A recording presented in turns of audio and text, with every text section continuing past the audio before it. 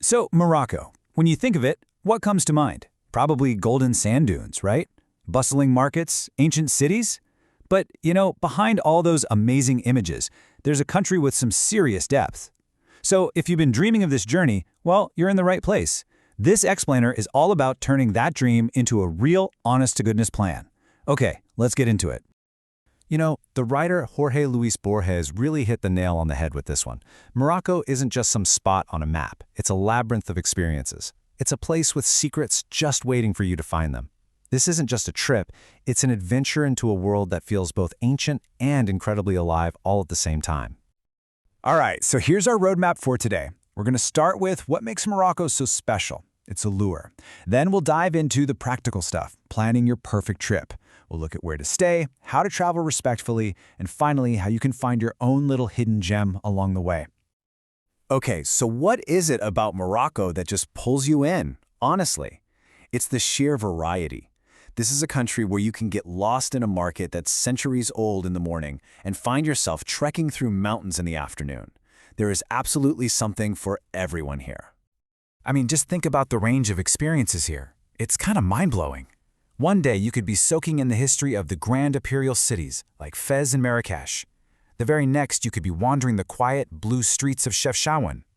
You can feel the Atlantic breeze in a cool coastal town like Essaouira, or stand right at the gates of the Sahara in Merzouga. And then, towering over all of it, you've got the majestic Atlas Mountains, a whole different world to explore. It's this incredible mix that makes Morocco just unforgettable. All right, let's get down to brass tacks. You're feeling inspired, but now you've got questions, right? When's the best time to go? Where should I really go? And the big one, how much is this all going to cost? This next part is all about giving you clear, straightforward answers to those key questions. Timing can be everything. For the absolute best, most comfortable weather pretty much everywhere, you want to aim for spring or autumn. Between March and May, the country is just bursting with flowers. And from September to November, the light is just beautiful and the temperatures are perfect, especially if a desert trip is on your list.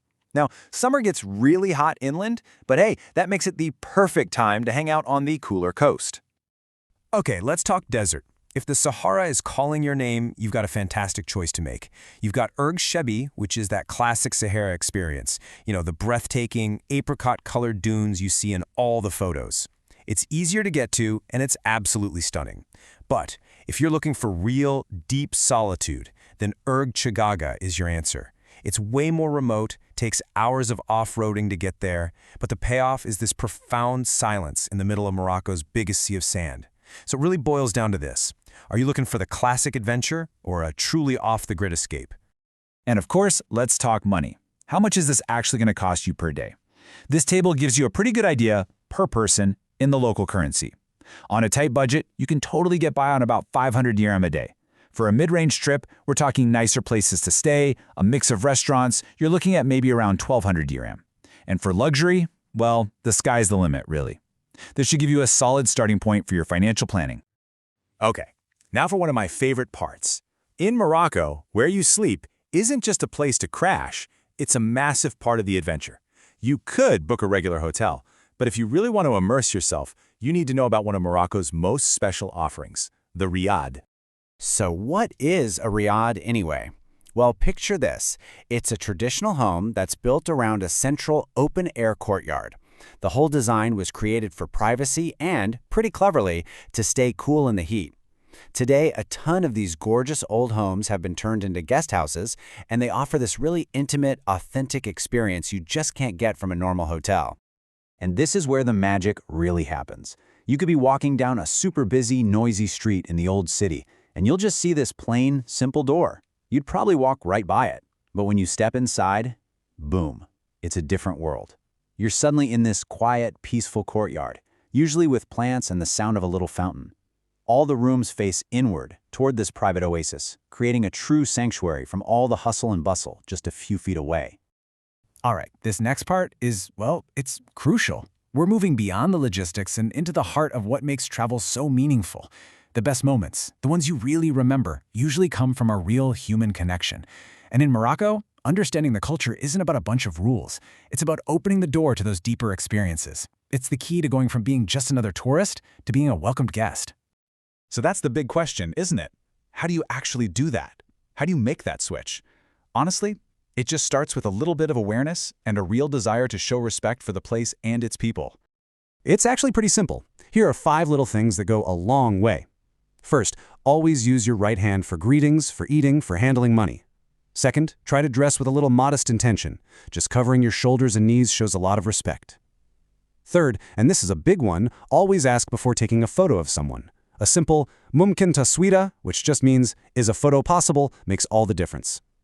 Fourth, try to avoid criticizing what locals call the sacred trinity: God, the king, and the Sahara. And finally, when you're in the markets, remember that bargaining is like a friendly social dance, not a fight. Keep it light, keep it polite. Okay, let's bring this all home. We've talked about the incredible landscapes, the nitty-gritty of planning, where to stay, and how to connect with the culture. Now it's time to pull all those threads together so you can start weaving your own one-of-a-kind Moroccan adventure. So if you remember nothing else from our little chat, remember these 4 things. First, embrace the variety. Mix it up. Second, plan for the season. Spring and autumn are your best friends. Third, stay in a riad for that authentic feel. And last, but most importantly, travel with respect. It's the one thing that will absolutely open doors to a more genuine and meaningful journey. Look, at the end of the day, I can talk about this stuff all I want, but nothing compares to the real thing. As a traveler named Patricia put it perfectly, there's no way that a movie or photographs can compare to actually being in the middle of the dunes. The real magic happens when you're there, feeling it for yourself.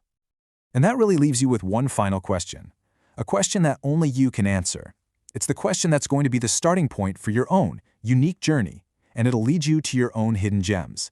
How far off the beaten path do you want to go?